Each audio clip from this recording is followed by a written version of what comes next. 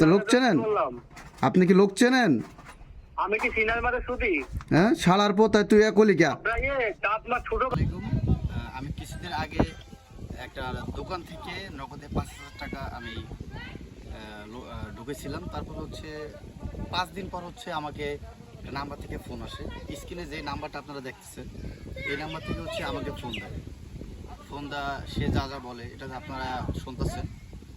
তারপর বলার পর তাকে আমি বলি বিকাশের লাস্ট নাম্বার দিতে নগদের। তারপর সে নগদের লাস্ট নাম্বার দেয়। নগদের লাস্ট নাম্বার দেওয়ার পর আমি যে দোকান থেকে টাকাটা ভরছিলাম ওই দোকানের লাস্ট নাম্বার সাথে মিলে যায়। তারপর হচ্ছে তাকে আমি বলি পুরো নাম্বারটা দিতে।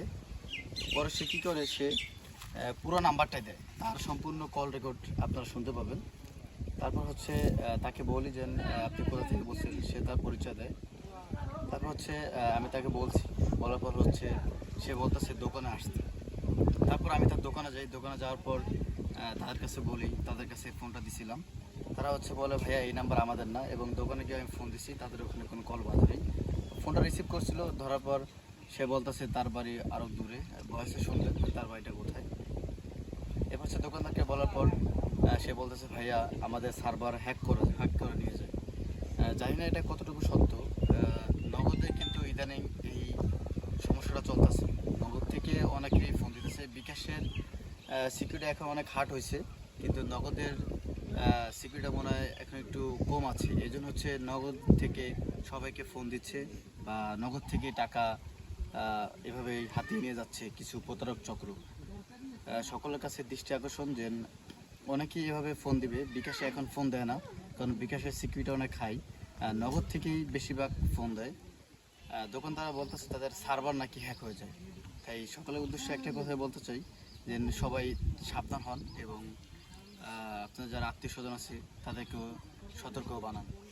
আর অবশ্যই ভিডিওটা শেয়ার দিয়ে দিবেন যাতে কারো টাকা এভাবে প্রতারক চক্র না নিতে পারে। এই পর্যন্ত ছিল আজকের ভিডিও। আসসালামু আলাইকুম। এরকম করে হ্যালো, আসসালামু আলাইকুম। ওয়ালাইকুম আসসালাম। জি ভাইয়া। আপনি কোন জায়গা থেকে বলছেন ভাইয়া? ভাই আমি কুমিল্লা অনলাইন এজেন্ট দোকানদার। আমরা যে হোম ডেলিভারি ব্যবসা করি ভাই।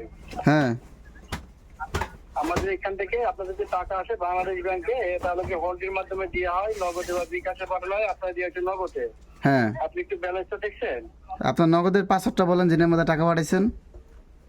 জি জি আপনার পিনকোড বলবেন না নগদের? জি জি একটু লাইনে থাকেন, আমি দেখতেছি। টাকা না এলে হবে কেমন ভাই?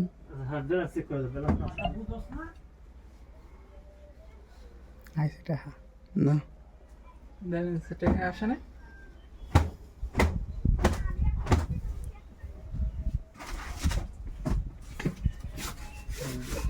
হ্যাঁ, 45 বলেছি। 45 45 45। জি জি পুরো নাম্বারটা কোন? পুরো নাম্বার বলবো? আর একজন হয়ে গেল রে ভাই। কে ভাই? 013 হ্যাঁ 07 হ্যাঁ 47 হ্যাঁ। 4345 আপনি কোন জায়গা থেকে বলছিলেন? কুমিল্লা। আমি কে, আপনি কি চেনেন? জি জি আমি কে, আপনি কোন জায়গায় ফোন দিচ্ছেন, কার নাম্বার? আপনি কি আমাকে চেনেন? এইখানে তো ভাই চিনা, এখানে তো কাস্টমারদেরকে টাকা পাঠানো, এখানে তো চিনা লাগে না ভাই। আমি বলছি আমি কি, আপনি কি চেনেন সেটা বলেন আগে। না না না না না ভাই আমি চিনি না। না চেনলে আপনি কুমিল্লার কথা বলতেছেন কেন? আপনি মাদারীপুর সদর থেকে বেরাক অফিসের পাশের দোকানদার। আপনি ওই দোকানে যে আপনি বসেন, বেরাচ্ছি। বেরাক ভূতের পাশে যেন আপনার দোকান, আর আপনি যেন ওই দোকানে বসেন। আপনি কোন জায়গায় ফোন দিচ্ছেন বাটপারি করে? কেন? আমি আসতেছি, বাটপারি কথা কেন বলছেন? আমি সাইদুল বাড়ি লইতেছি। হ্যাঁ সাইদুল বাড়ি লইতেছি, দোকানের মালিক যে। হ্যাঁ, তো সাজিল ভাই কি করবো? হ্যাঁ, তাহলে সাইদুল আপনি করেন, আমি কুমিল্লা থেকে বলতেছি। আপনি কি বাটপার? আপনি কি কি মনে করতেছেন? তো লোক চেনেন? বললাম আপনি কি লোক চেনেন? আমি কি সিনার মারে সুদি?